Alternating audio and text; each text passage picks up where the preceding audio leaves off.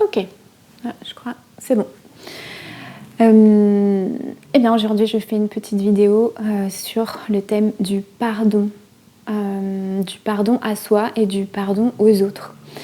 Parce que on a tous quelque chose dans notre esprit à se faire pardonner ou à pardonner à quelqu'un. Donc c'est intéressant d'en parler. Il y a pas mal de plans sur lesquels ça résonne le pardon. Il y a le plan physique, le plan psychologique, le plan bien sûr donc psychologique, j'inclus émotionnel, le plan mental et bien sûr le plan spirituel. Donc il y a tous ces plans-là, même si le spirituel englobe tout, hein, bien sûr.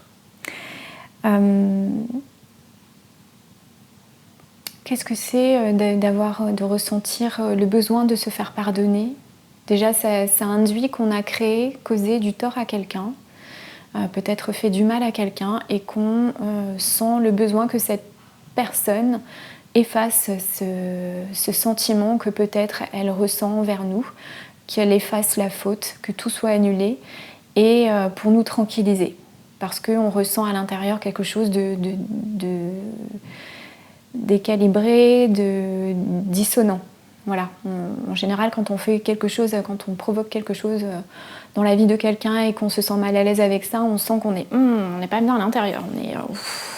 On a mal au ventre, ou on a mal à la tête, ou voilà, ça nous prend la tête. Ça vient être un peu envahissant, ça nous prend la tête. Voilà, ça colonise notre cerveau avec plein de pensées parasites, plein de pensées basses, lourdes, et voilà. Donc c'est pas top de garder ça en soi. Et également quand quelqu'un nous a fait du tort ou du mal, ce qu'on peut appeler du mal dans notre vision manichéenne des choses, eh bien on ressent du ressentiment, de la rancœur, de la rancune, et ça occupe un espace. Ça occupe un espace sur plusieurs plans aussi. Un espace, encore une fois, qui est lourd, qui parfois peut nous plaquer au sol, peut parfois engendrer un désespoir. Ça peut aller très loin, très très loin selon les situations. Cette vidéo n'est pas là pour dire que tout est pardonnable. C'est juste là pour montrer à quel point le pardon peut être important pour, encore une fois, se libérer, continuer à avancer, grandir. C'est surtout pour ça. Donc, quand on ressent le besoin de se faire pardonner ou de pardonner, voilà, il y a ce sentiment un peu d'injustice qui vient. D'injustice. Quelque chose d'injuste a été fait, a été créé. Et une dette, du coup, une dette est créée aussi, un karma est soulevé. Et donc un karma soulevé, ça veut dire que dans l'univers, dans les lois universelles, il va falloir rétablir l'équilibre. De plein de façons possibles peut-être, ça dépend des gens. En tout cas, il y a quelque chose de dissonant, de distordu, qui est créé. Et donc souvent on ressent ce besoin de se faire pardonner ou de pardonner. Voilà.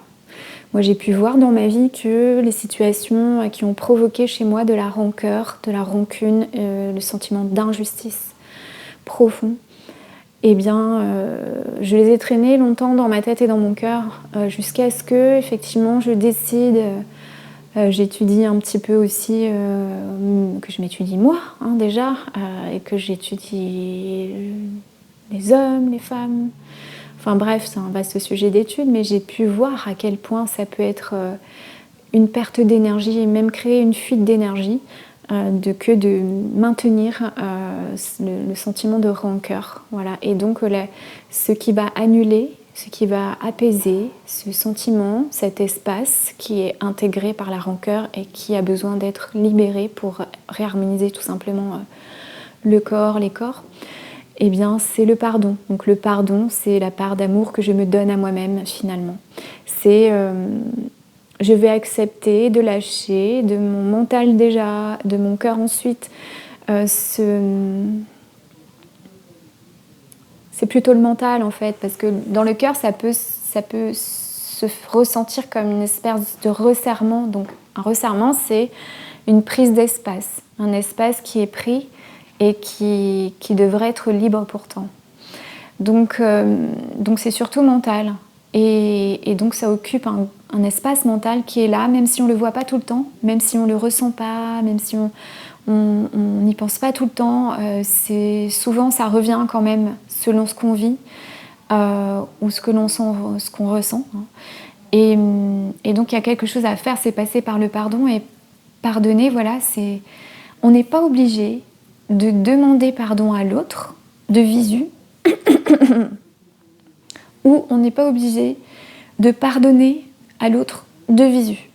Ça, c'est hyper important parce que des fois, on n'a pas l'occasion de revoir ces personnes, soit parce qu'on n'a plus de contact avec elles, soit parce que, elles sont décédées et qu'on ne sait pas comment faire pour les contacter, soit parce que, enfin pour plein d'autres raisons, mais je vois pas, oui, il doit y en avoir d'autres, mais peu importe. Et donc on peut tout simplement déjà, que ce soit se demander pardon à soi, que ce soit demander pardon à l'autre, on fait comme si la personne elle était en face de nous, à haute voix parce que le verbe est vraiment porteur, et c'est la première incarnation, le verbe, c'est la première matérialisation des pensées, le verbe. Donc c'est important de parler à haute voix ou à voix douce, mais de parler vraiment et de faire transiter cette énergie du pardon, voilà, à l'intérieur de soi pour libérer les espaces. Donc, par exemple, telle personne m'a fait du mal à ce moment-là, j'imagine qu'elle est en face de moi et je lui dis, bon, d'accord, je suis là, vous pouvez l'appeler par son prénom, je suis prête, je suis prêt à te pardonner, sincèrement. Et on peut le faire autant de fois que nécessaire si on sent que ça n'a pas marché la première fois.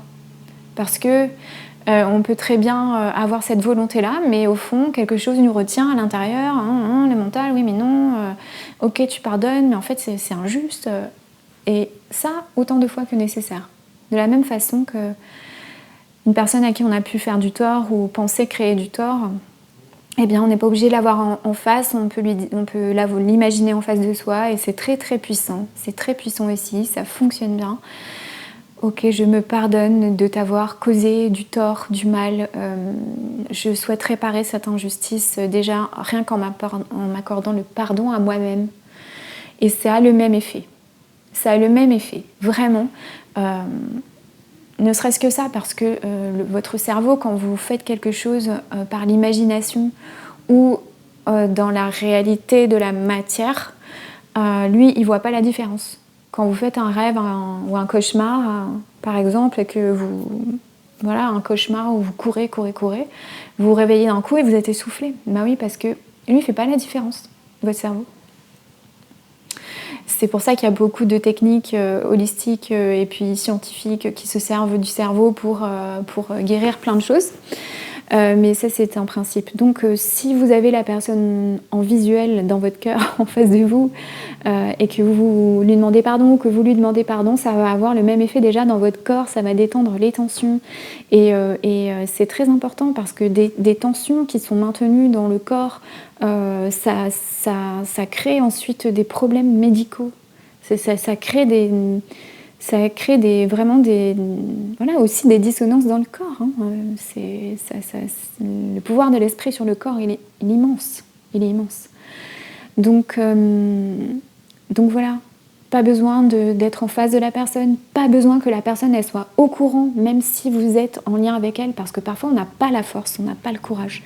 On ne se sent pas d'affronter la personne en face, on ne se sent pas de lui dire les choses parce que tout simplement on a peur du retour. Et ben ok, là, problème résolu, pas besoin de...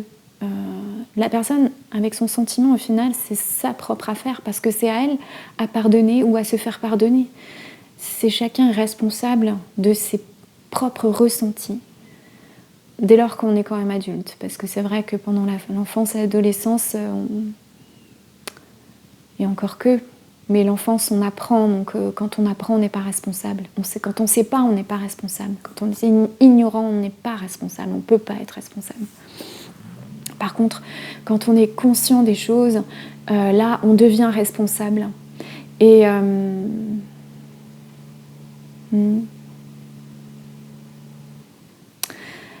j'ai envie de dire, ça fait appel à la notion de père à l'intérieur, au-delà de toute religion, parce que je n'ai pas assez creusé les religions, je n'ai pas la culture des religions, donc j'en parlerai pas. Mais vraiment la notion de père, de façon spirituelle, en fait, c'est vraiment la part du père, de se faire pardonner, ou de se pardonner, c'est prendre la responsabilité de se libérer, ou de libérer. Mais c'est se libérer soi, avant tout. Et on peut aussi ensuite retrouver réconfort, ressentir du réconfort par la part de la mère à l'intérieur de nous, parce qu'on a le père et la mère, bien sûr, hein, et tout le reste aussi. Voilà, donc c'est ça libère de l'espace à l'intérieur, ça libère... C'est comme si parfois le chemin de la vie... il s'éclaircissait à mesure qu'on prenait conscience des choses et qu'on fait quelque chose pour soi. Et vraiment, le pardon, c'est faire quelque chose pour soi.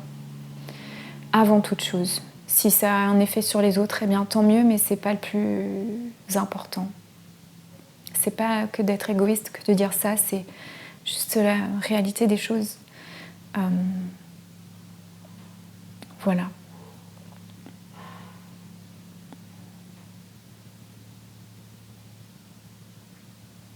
Je regardais si j'avais noté des petites choses en plus à vous dire. Il y a juste une dernière chose que je voudrais dire, c'est qu'à partir du moment où on se pardonne à soi-même et où on pardonne à l'autre, si l'autre est impliqué, par exemple, ça apporte un apaisement vraiment important dans la relation. Et une voie qu'on pouvait voir bouchée avant par justement ce truc de « je te pardonne pas », eh bien, ça peut être mis de côté et la relation peut être différente ensuite. Chacun est humain, est là pour apprendre. Personne n'est parfait, ou plutôt tout le monde est parfait tel qu'il est. Et personne ne détient vraiment la vérité. Tout le monde a sa propre vérité. Et ce geste-là de pardonner, ça peut non seulement rétablir un équilibre dans l'univers, dans votre propre univers, dans l'univers entier, mais en plus, ça peut ouvrir d'autres voies, d'autres dimensions, d'autres horizons par rapport à cette personne auquel vous ouvrez votre cœur finalement. Et ouvrir son cœur, ça fait jamais mal, c'est plutôt de refermer le cœur qui fait mal. Et donc voilà, c'est important de le garder à l'esprit, je pense. Voilà, j'ai terminé pour aujourd'hui. Je crois qu'il y a une autre vidéo qui arrive bientôt aussi. Merci de m'avoir écouté.